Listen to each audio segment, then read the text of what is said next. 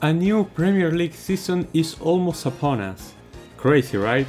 It seems like only yesterday that Manchester City lifted the trophy, again, so a new season means a new set of predictions, just to see how much of it I got wrong once the season ends. Again, this is just my opinion, so if I rank your team low, it's nothing personal. In fact, it's probably better since they have a chance to prove me wrong. Starting with the relegation zone, I have Bournemouth, Luton Town and Everton. Now, have I not learned my lesson from last year? Yes, putting Bournemouth last was a mistake last time we did this, but I have to be honest in this one. I don't like what Bournemouth has been doing lately. They did sign Milos Kerkez, 19-year-old left-back from AC Alkmaar, and central midfielder Gaetano Castrovilli from Fiorentina, but those have been pretty much their only good transfers of the summer. Just to cover the hole left by the departure of Matias Viña to Roma, they also let go of Jefferson Lerma and for some reason their coach. And even last season, while it was impressive for Bournemouth to stay up, they were still statistically one of the worst teams, so I'll have them finish bottom. Me, like I imagine most of us, will be rooting for Luton Town to do well, but if I'm being honest, that optimism is the only reason I don't have them last. I don't see them staying up, unfortunately. They have bought Mads Ederson from Barnsley to bring some solidity to the back, but I feel like their squad is not gonna be good enough, sadly. In 18th, I have Everton. Last time I predicted Everton to barely survive and they did. Now I feel like their time has come. That's 2 seasons in a row where Everton have almost gotten relegated and I see no notable change. So I expect this to be the year where the Toffees go down. Next are the teams that will barely survive. Wolves, Sheffield and Nottingham Forest. Wolves have been on a downward trend for a while now. Last season they spent more time fighting survival than being a mid-table club like they are used to. And I expect it to only get worse. I thought seriously about having them relegate, but considering the teams below them, I think they will just about survive. 16th is Sheffield, who I think are gonna have a decent season and will have enough to stay in the Prem for another year. Same as Forest, who after nearly avoiding relegation last year, now have the means to strengthen their squad even more and hopefully stay up more comfortably this time. Moving up in the table I have Fulham, Burnley and West Ham. Fulham had an electric start last season but began to flop towards the end.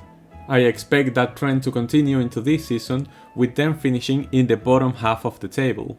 On 13th I have newly promoted side Burnley, who under Vincent Kompany completely dominated the championship, which makes me believe they won't have much trouble staying up. Same as West Ham, who after losing Declan Rice will have to find a way to use the tons of cash at their disposal. Even if they invest properly, they still have the Europa League to play for, and just like last year, I don't think defending 2 fronts at once will help them. Going into mid-table, I have Brentford, Crystal Palace and Tottenham. Even though Brentford finished last year very close to the European spots, now I think they will drop further down as Ivan Toney will not be there for them during the first half of the season. The additions of Mark Flecken and Nathan Collins are nice though. Crystal Palace have a good team, but in my mind they've always been the premier mid-table club, so that's where I have them. And 9th are Spurs, who after a shockingly bad season where they missed out on Europe, I expect more of the same. The team doesn't look much stronger since most of the money went into triggering the buy options for Porro and Kulusevski, and also signing James Maddison? Yeah, I don't see much hope. Maybe they can use the players that have come back from loan like Nombele, Brian Hill, Lo Celso, Reguilón, Joe Rodon, etc. to try and strengthen that way, but even then my hopes for them are low. Now for the teams that will be competing in European slots are Brighton, Chelsea and Manchester United. Just like every transfer window, Brighton are getting torn to shreds by bigger clubs and they are building themselves back up with forgotten players and untested young gems. So I expect them to enjoy another season in the top half while they also take part in the Europa League. Now, if they manage to finish higher than last season with the type of players who left, I would be stunned. Chelsea 7th has become a bit of a meme in the channel, so I think I'm gonna keep up that tradition. as I do think they are slowly moving in the right direction, but this will still be a transition season before they rise back to the top again. I have Manchester United missing out on the Champions League spots next year, as I'm not exactly sure about the way they are spending. Onana is a fantastic keeper, and is for sure an improvement over David De Gea, but I'm interested to see how his style of play fits into the Ten Hag system. The signing of Mason Mount confuses me, as it doesn't seem like the profile of player they needed. The depth on this team is the thing that I'm most worried about. They have a stellar first team, with a mediocre bench and a bunch of injury-prone players. While playing Champions League, I feel like this could come back to bite them. They were already overperformers last season in my eyes, so this season I expect a bit of a drop. Moving up the table, we find Aston Villa, Arsenal and Newcastle. Yes, I will put my faith in Aston Villa this season, with hardly anyone of note departing and the arrivals of central midfielder Yuri Tielemans on a free, Pau Torres to strengthen that shaky backline, and Moussa Diaby for that attacking flow. I expect the team under Unai Emery to once again outdo themselves. Players like Watkins and Buendia are sky high in confidence.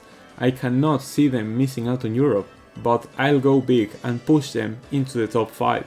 Arsenal have gone big into the market after contesting for the title last year. Saka gone? No worries, they threw all their cash at West Ham and got themselves Declan Rice. Jurrien Timber from Ajax will bring more options to Arteta as to what to do with his back line, and even though I'm not a fan of Havertz, I'm interested to see how he does. However, I don't see Arsenal making a push for the title again, and I'll have them instead finishing among the Champions League spots. The team that I think will keep on cooking next year is Newcastle, who were a super hard team to break down last season, and the addition of Tonali will only make that harder for other teams. Harvey Barnes will add another layer of threat to the mix, and much of their main squad that made top 4 last season has been left untouched, so one can only expect good things from this. Now, the team that I have finishing in second place is Liverpool. Yeah, I know, completely biased take, and yes, I also have Manchester City winning the league again, but allow me to elaborate. Liverpool got rid of so many players that I hate to admit were bringing down the team, and have finally signed young, creative, world-class midfielders in McAllister and Szoboszlai. And it doesn't seem like the market is over for us yet. After the horrible start last season, our post-workout form was actually good, and if we can continue riding that wave, I expect us to get good results. Yes, we still look defensively shaky, but I'm overdosing myself on copium to believe that these problems are gonna be fixed. As for City, I really wanted to pick anyone else to win the league, but I couldn't come up with enough arguments to justify it.